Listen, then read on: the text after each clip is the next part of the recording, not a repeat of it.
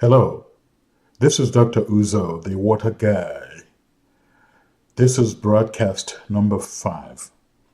This broadcast is about the incident at Oroville in California, United States. And it's about a flooding incident at Lake Oroville. How did this come about? Simply put, too much rainfall, too much snowfall, and it just happened that these two events occurred in the same area at the same time, that it resulted in excessive inflow into the lake that led to a rapid rise in water level in the lake. As a result, the lake started to fill up very quickly.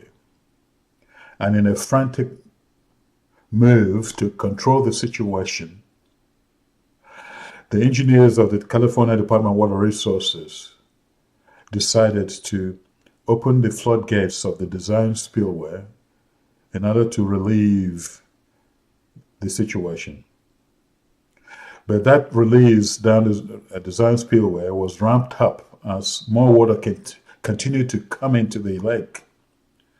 And that increased discharge down the design spillway led to a damage that undermined the capacity of the design spillway to function fully. And before you know it, the damage expanded in scope and led to erosion, massive erosion of the surrounding area of the spillway. And with continued release in that frantic effort to control the water level, spectacular pictures like this depicting what happened around that area as this discharge was occurring in a damaged structure. At some point, this spillway was shut down in order to get a good look at the damage, in order to develop emergency repair methods or control measures. But in the meantime, that water level continued to rise until such a point that it exceeded the emergency spillway elevation, which had never occurred in a period of 49 years. So that we ended up with a situation like this. The emergency spillway elevation was exceeded. Water cascaded down the slope and caused massive damage in the slope area.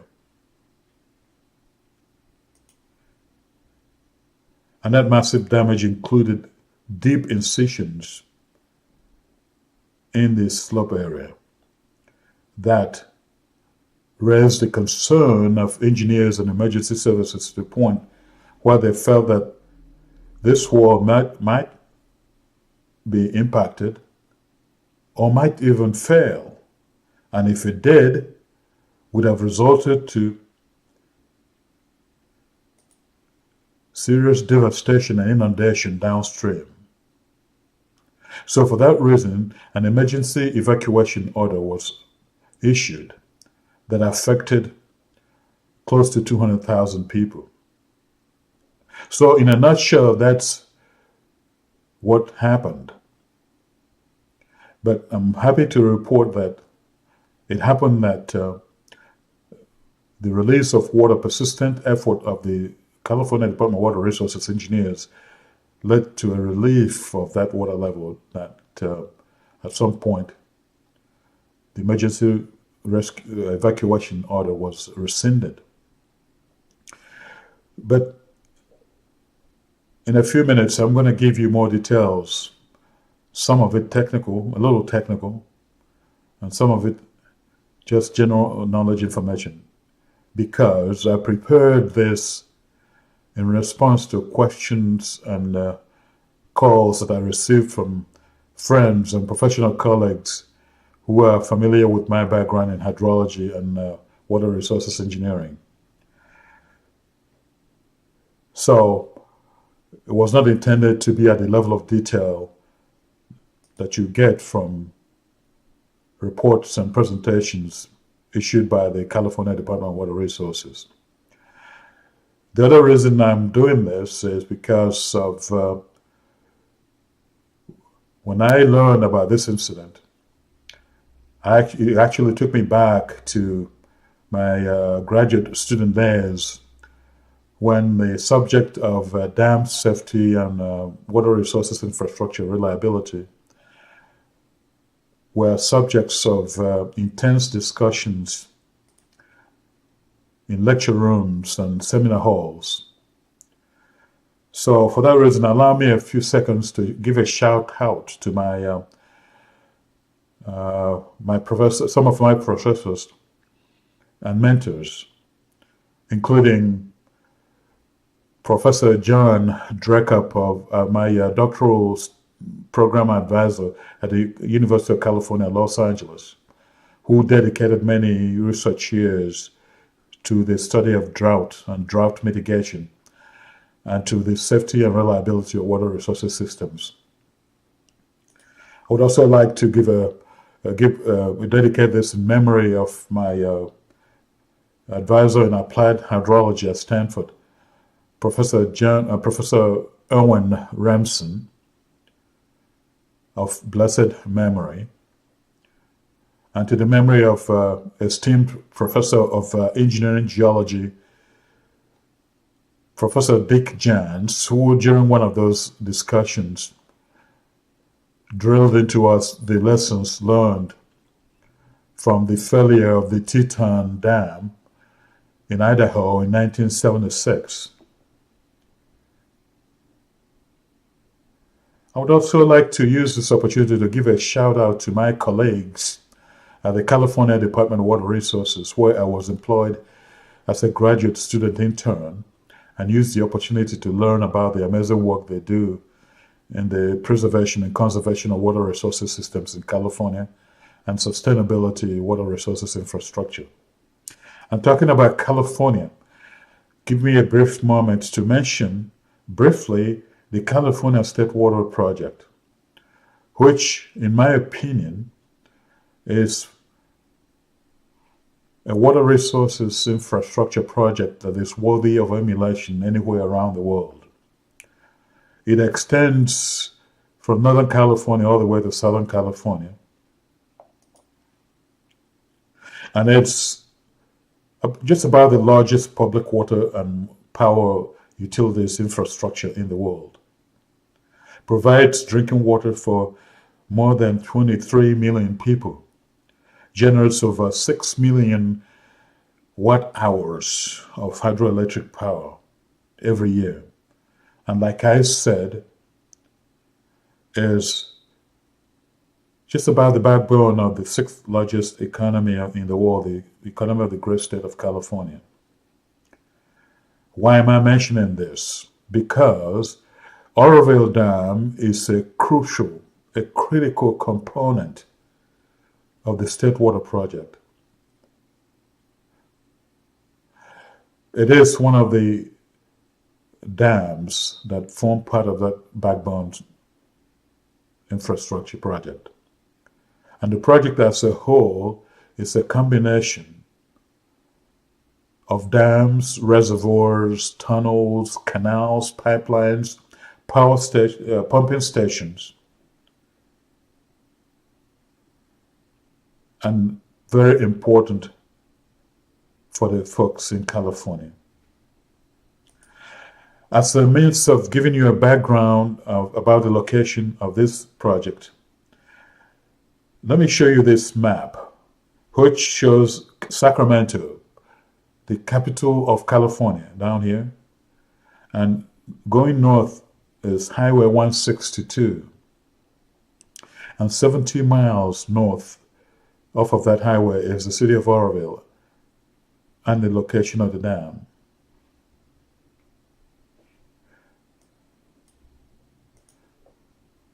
And on that highway is exit 46, which directs traffic to the location of the dam.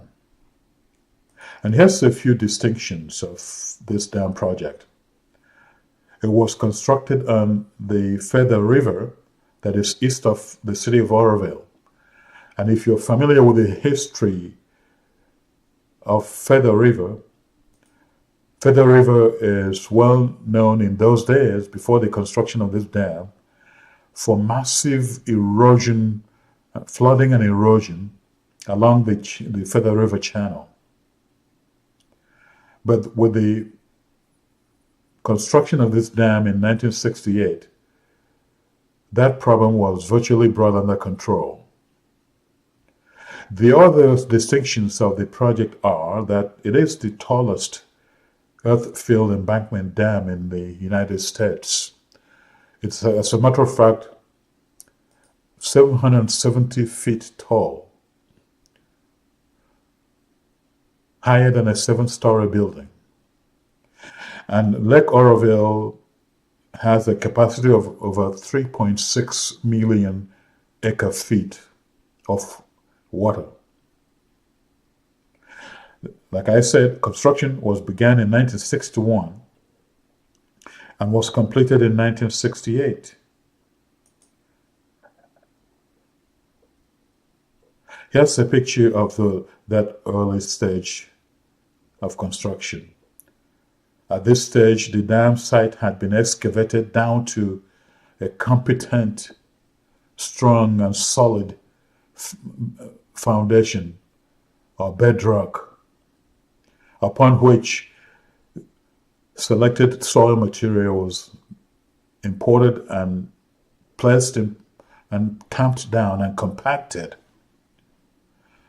And then the key component concrete structures built. And over here is a list of some of the key phases of the design and construction of this dam.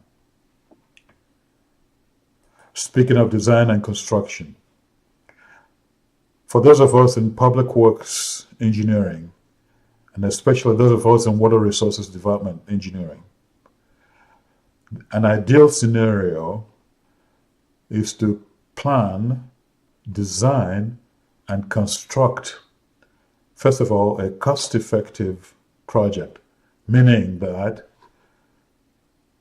the benefits derived from the project exceed the cost invested in the project. Second distinction of this project is that we strive for is a multi-purpose, multi-function project. That is to say that investing taxpayer dollars to develop a project that offers a multiplicity of benefits, serves a multiplicity of purposes to the benefit of the general public. And this project is one good example. First of all, from the hydraulic standpoint, the project mitigates peak flows in the Feather River. What that means is that high amount of flow that caused massive erosion and flooding in the past was captured in Lake Oroville, managed and released at risk-free levels that would not cause erosion to downstream locations. Hence, flood control and erosion control are major benefits of the dam.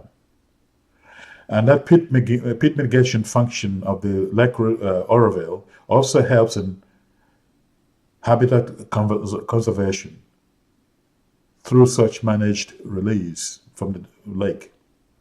And water quality, of course, water quality conservation. The other distinctions of the project is that it is a source of hydroelectric power. A Hyatt power plant is located at the dam and generates electricity for the local area. And Lake Oroville is a source of municipal and domestic water supply, as well as agricultural irrigation water supply. And then, of course, the facility is a well-known recreational facility. I did mention that this presentation is going to be very basic. And here's a schematic to talk about design of a dam structure of this nature. It's a very basic and schematic explanation of how the dam was designed. Basically, again, a site was chosen with a competent bedrock, which in this case is igneous, actually, basaltic igneous rock, upon which the dam structure itself is designed to sit. Firstly, by the concrete core structure, and then the embankment earth fill structure. Now, this structure is designed in size, meaning length, width, and height, to possess sufficient weight, vertical weight, to resist the expected volume of water to be the weight of this expected volume of water to be stored in the lake. In other words, this vertical weight of this structure resists the push, the lateral hydrostatic pressure exerted by the water. So that is basically the mechanics, or if I might say, the engineering of the design.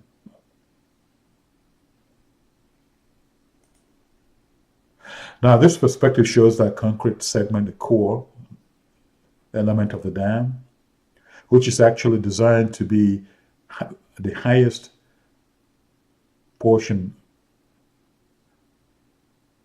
And then the spillway, which I will refer to it in this presentation as the design spillway, as opposed to the emergency spillway. I hope you remember that. The design spillway as opposed to the emergency spillway, which we'll talk about later on. So the management of this lake entails the release of water from these gates to manage water level and the water volume in the lake. That release also includes release to the power plant, which is located in this area. And then excess water is released by opening the floodgates of this design spillway. Any release from here and from here goes to this diversion pool, which is referred to as thermalito diversion pool. And all it does is divert the releases to downstream Feather River. Here's another perspective. So it's inflow into the lake minus outflow from these gates to manage the water level and the water volume in the lake. And you can look at it from the standpoint of this arithmetic logic. Inflow minus outflow tells you what change occurs in this lake in terms of water level, water volume.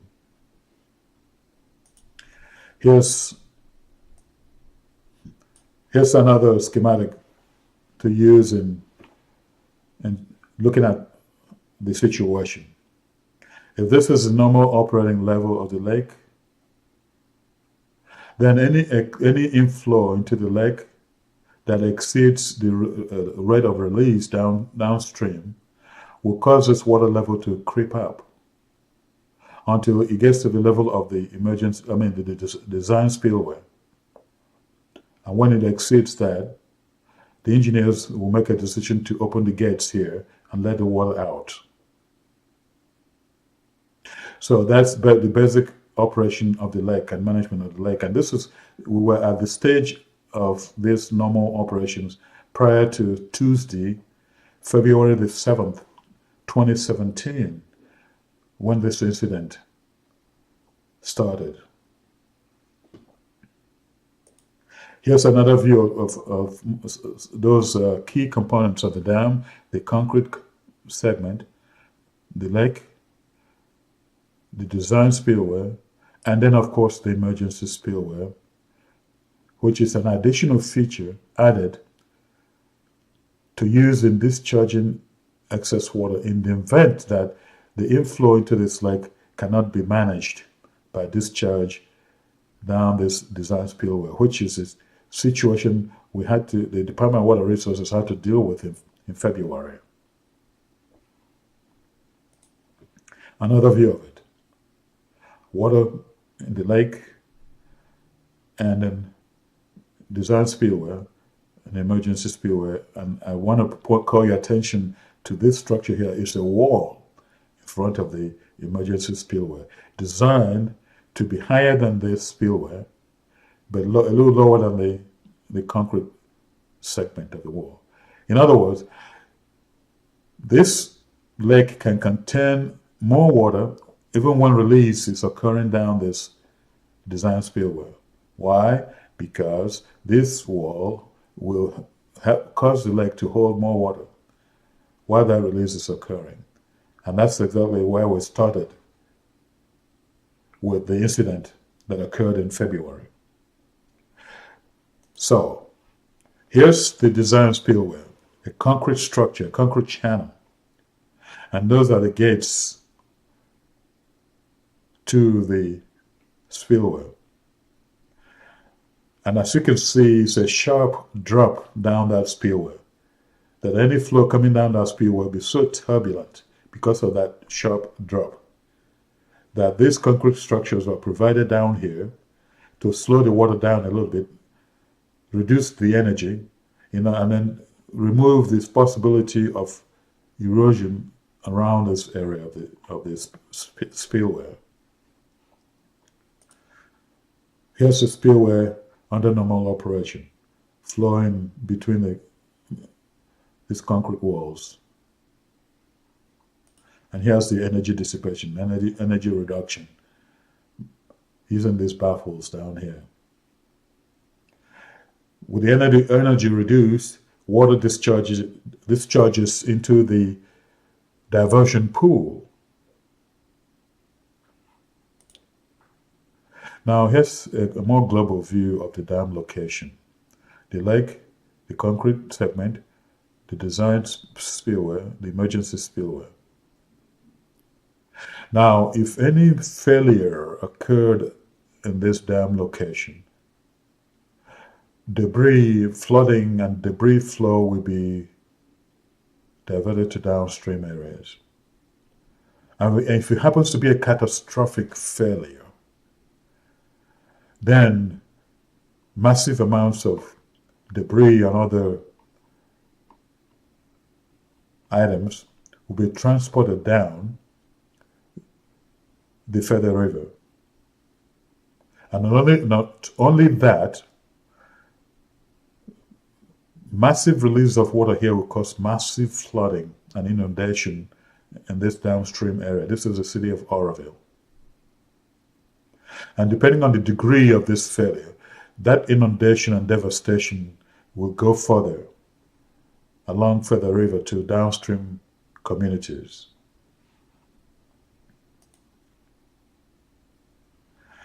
Now, let me talk to you a little bit about the area draining to Lake Oroville. Using this picture, in the far distance are the Sierra Nevada mountains, then the foothills of the mountains, then the valley areas. So snowfall in these mountains, when they melt, will get conveyed in the channels of the Feather River tributaries,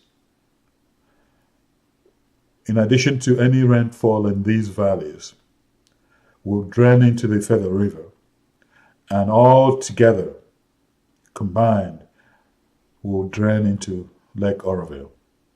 That's exactly what happened in February. Let me give you an idea of the extent of that drainage area. These are the Sierra Nevada mountains up here.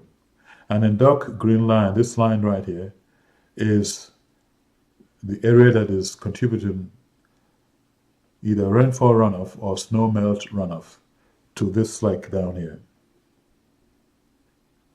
And that is by means of Feather River and its tributaries. All these blue lines are the tributaries of the Feather River. And this red line is one of the main tributaries of Feather River. And this drainage area is about 3,200 square miles. It's a massive area that amounts to over 2 million acres. And this example tributary area of, tributary of the Feather River is about 60 miles. So that what it means is that if you have a snowfall or rainfall up in this area, one of the remotest area of the drainage area, that drop of runoff will get into the Feather River channel and travel 60 miles to the lake. I'm bringing this up at this stage in order to start to give you an idea of the complexity of the management of a lake like this. Is that, first of all, based on the predicted storm or snowfall or rain event, and knowing the fact that your furthest location is about 60 miles away, you have to be able to predict the number of days it will take that flow to get to the lake. And that's part of the management of the release of water from the lake, is that prediction and projection and analysis to come up with a reasonable inflow projection that will determine the release from the lake in order to create room for this additional residual inflow to the lake after. Because one day of precipitation does not get all drained out to the lake in one day because of this travel time. There is a lag time. And let me give you an idea of the volume. This is 3,200 square miles, over 2 million acres, 60 miles long, flow length. An inch of precipitation, an inch of rainfall in this massive drainage area will amount to about 171,000 acre feet. And the ability to drain from the lake is only limited to between 100,000 and 150,000 acre feet per day. So if you get 171,000 from 1 inch, then you can imagine releasing at a limited capacity like this, and what kind of management challenge that will pose to the operating engineers. And keeping in mind that an acre foot is about 43,560 cubic feet. That's 1,538 liters, or 326,000 gallons. Then you can imagine multiplying that with this to get the inflow from just 1 inch. Well, the reason I'm saying this is because this year in that area we had a record precipitation, record snowfall on the Sierra Nevada mountains, 191% of the normal. Coupled with that is record amount of rainfall in the area, 27.81 inches by February alone. We're not even done with the rain year. So this is a record that's been kept for about 122 years. And by February, we already got the highest amount of precipitation, rainfall, on record in 122 years. And remember the amount that I said will result from 1 inch, just to keep in perspective the proportions or the magnitude of the problem, of the challenge first. And speaking of the local conditions, in the city of Oroville itself, we had about 12.3 inches as opposed to about 9 inches of rainfall just between January and February. So this is what we had. Extremely wet January 2017, almost 10 inches of snow and greater than 6 inches of rain. Added to that, a very wet February, over 8 inches of snow and greater than 6 inches of rainfall. And when the snow melt started to occur, combined with runoff from the extraordinary rainfall events that occurred, you have a combined runoff that is massive in proportions that ran into the lake. And let me use this arithmetic logic, simple logic again to illustrate this point. So then you have an existing storage in the lake prior to Tuesday, February the 7th, combined with this massive and extraordinary runoff flow as a result of the snowfall and the rainfall. Then you subtract the little you're able to release from the design spillway. The result, rise in the lake level. So that is basically, in a nutshell, what got us to where we were with the challenges faced by the incident at Oroville. So looking at this schematic again, here's where we were by February 7th, Tuesday, was a normal operating level with increasing water level that eventually reached and exceeded the spillway elevation, and the gates had to be opened to let the water out in order to control this level, to try to bring it back down. Like that. But that release and increasing that release rate in order to cope with the inflow led to a damage of the design spillway, to the point where engineers were so concerned that they had to shut down the spillway to examine this damage.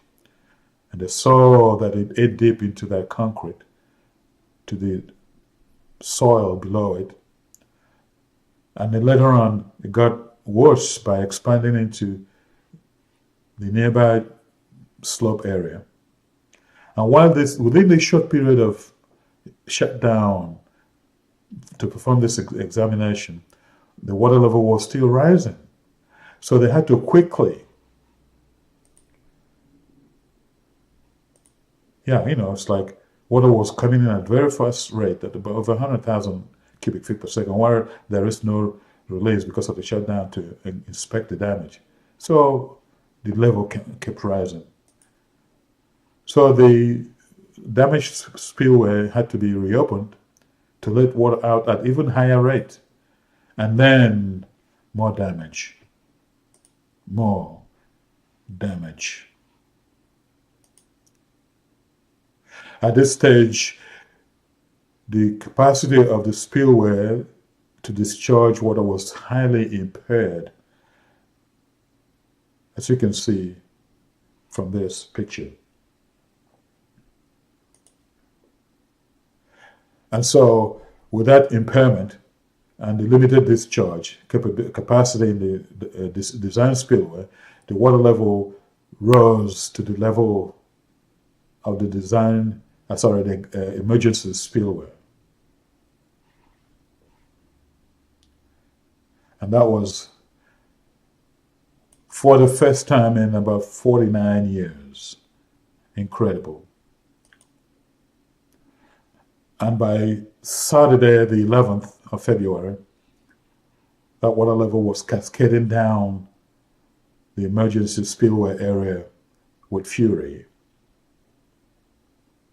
Keep in mind the concrete core section of the dam was not affected, and as a matter of fact is higher than everything else, and was holding a massive amount of water back while this emergency spillway came into the picture, as it was supposed to be when water level, in order to control water from overtopping the main dam itself. So that's what happened there. The top of this concrete segment with water in there, this is already exceeded the design spillway. Now this is exceeded in addition, and water is pouring down the slope. Here it is. That's the emergency spillway wall, water cascading down the slope as shown here. With that flow down the slope, the damage, access roads were washed out, the vegetated area was washed out, massive amount of debris was transported downstream, like that. And the erosion got worse. And I'll explain this in a couple of slides.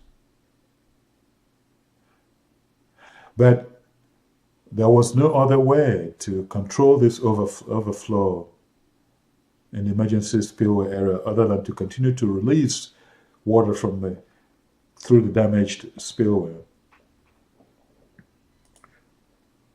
So this release had to be continued in order to control this situation. In the meantime, the massive erosion got to the extent of carving deep incisions in the slope area and raising concerns about safety of the overall dam structure. But the engineers had no choice but to continue that release, which resulted in some flooding in Oroville and nearby communities. And with concern about this deep erosion, because the eroded areas, the highly eroded areas, were so close to this emergency spillway wall. It's less than 50 feet. And the fear was that this wall may be impacted and might even, and they contemplated the possibility of a failure of this wall. And the possibility of that failure being followed by over 20 feet wall of water running down this slope and causing untold devastation downstream and posing a high risk to the safety and well-being of citizens in Oroville and downstream areas. This was the stage at which the Department of Water Resources operating in addition, along with the emergency services, declared an evacuation order that affected close to 200,000 people. Let me just say a few things about the geotechnical and geological aspect of this picture right here. I mentioned the fact that this dam was excavated to a competent foundation of igneous rock, basalt. But behind the wall in the emergency and the design spillway areas, that slope area was backfilled with fill material and planted with vegetation. So over the years, with rainfall and root effect on in the area. Water seeped through the water seepage through that field, and the effect it has on the chemistry of the area in terms of this foundation underwent some weathering. In other words, some weakening. And it seemed like a particular layer, basaltic layer, was sort of somewhat weaker than others, and hence was susceptible to erosion. And so that massive amount of water cascading down easily ate into it and threatened this structure here. And you can see some of that rock exposed in this picture here. Is weathered basalt, easily eroded and washed away by the cascading water down the emergency spillway wall. So for fear of inundation of this type and worse, the evacuation order was issued. And if you can tell from this picture that quite a few communities, this is Oroville down up here, quite a few communities are in the neighborhood of that dam. That any catastrophic failure there could have had far-reaching effect on those communities.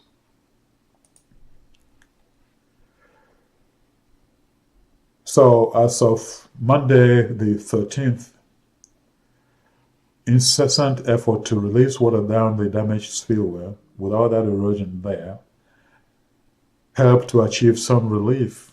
That level began to drop down.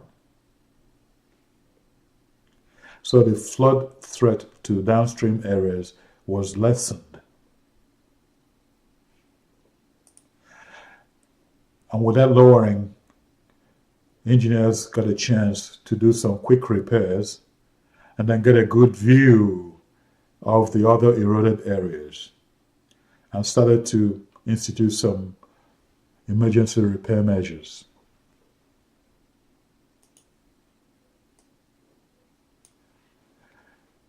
Here's another view of it. Those repairs by that Monday, and then release still occurring from that damaged spillway to control this, and then of course the normal release to the extent possible.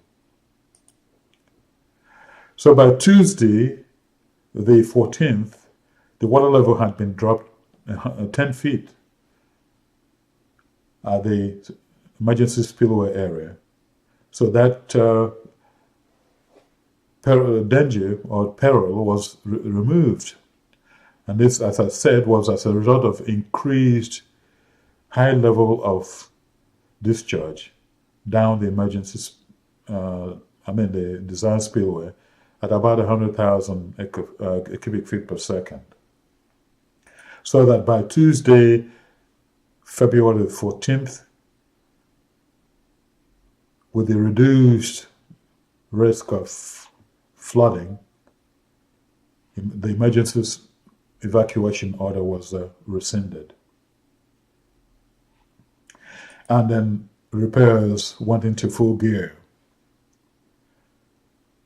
And that involved loading rocks in bags like these, lifting them up with helicopters and dropping them off in the holes up the slope and pumping concrete to hold it together.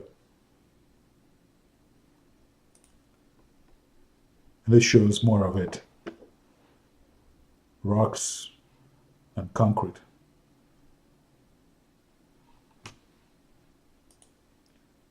And this is the design spillway repairs. Here are those baffles and the repairs near the diversion pole, and here too. So by February the 16th, the extent of the repairs has expanded to cover a wider area.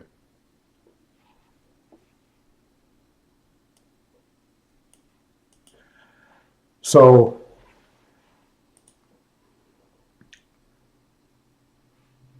the spillway has, to my understanding, has been reopened, and debris removal has been virtually completed.